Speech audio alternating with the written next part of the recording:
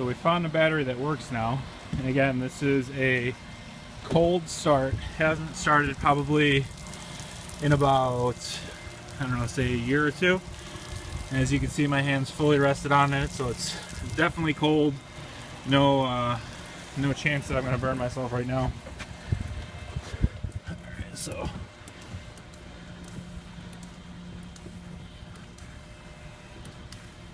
pump some gas in the line here.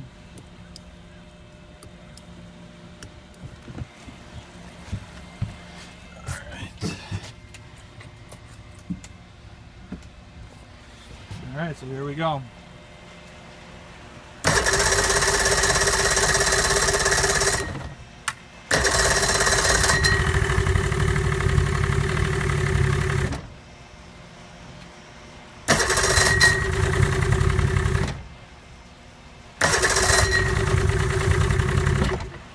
Just gotta get the gas to start.